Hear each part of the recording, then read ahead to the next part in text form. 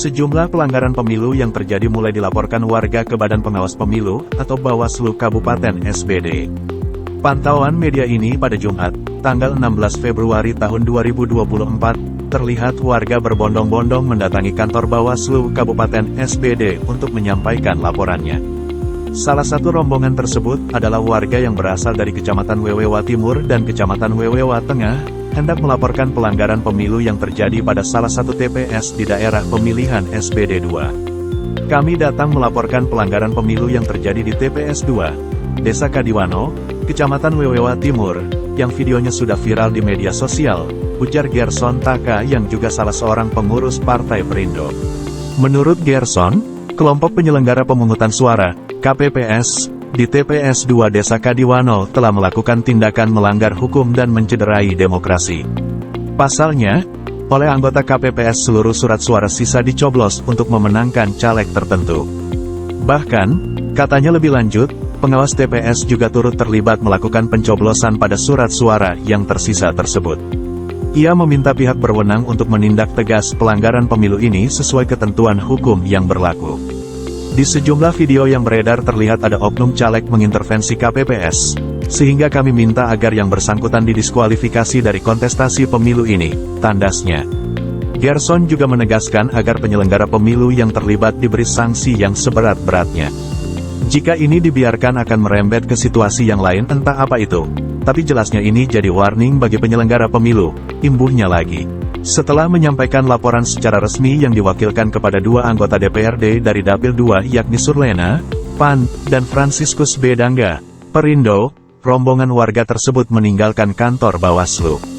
Kepada media ini, Ketua Bawaslu Kabupaten SBD, Yeremias Bayoraya Keuan mengatakan, hingga saat itu pihaknya sudah mendapatkan 4 pengaduan resmi. Pengaduan tersebut akan diproses dalam pleno bersama seluruh komisioner Bawaslu untuk bisa ditentukan kategori dari pelanggaran yang terjadi.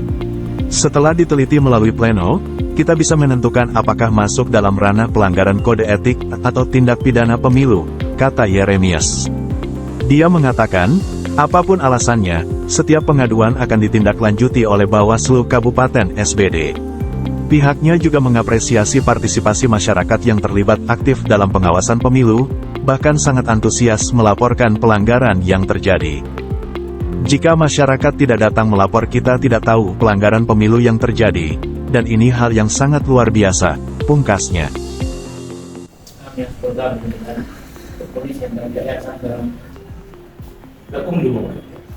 Ada pakan di sini sudah makan ketika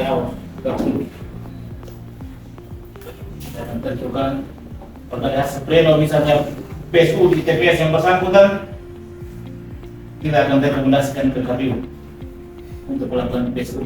Kemarin kami sudah lakukan rekomendasi ke KPU untuk PSU di Kemona.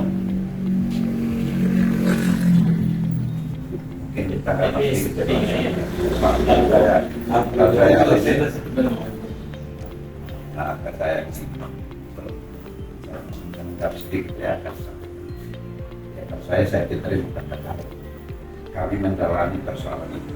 Kalau kan ada, ya baik, mendalami persoalan ini sesuai aturan yang ada. Terus itu saja. Ini belum terjadi pleno, Bapak, sehingga saya tidak bisa akan mendalami persoalan itu. Ya. Ada kalau tapi pasti ada. Saya harus pakai kata kalau karena pleno komisionernya belum. Ya. Siap. Yang kemarin dari Kamoda pun saya harus bilang kalau dan harus bilang dugaan ya, karena komisioner belum pleno dan Gakumdu bersama Bapak dari kepolisian kejaksaan juga belum pleno sehingga kita bilang dugaan kalau sudah pasti kalau kami berani bilang pasti yang pasti. Penyelenggara pemilu tingkat TPS sudah melakukan satu pelanggaran yang memang melanggar hukum. KPPS melakukan pencoblosan, membiarkan kertas suara sisa untuk dicoblos beramai-ramai oleh anggota KPPS. Jadi kami mencurigai bahwa pengawas TPS pun melakukan pencoblosan, sehingga sangat-sangat mencederai demokrasi yang jalan saat ini. Harapan kami sebetulnya demokrasi akan berjalan baik ternyata masih juga terjadi hal-hal yang memang mencederai demokrasi ini, merugikan masyarakat. Dan secara garis besarnya sebagai kader Perindo, saya sangat-sangat menyesalkan ini terjadi, dan caleg yang bersangkutan karena ada video-video yang beredar bahwa dia mengintervensi penyelenggara saat itu, sehingga kita menuntut untuk yang bersangkutan harus didiskualifikasi.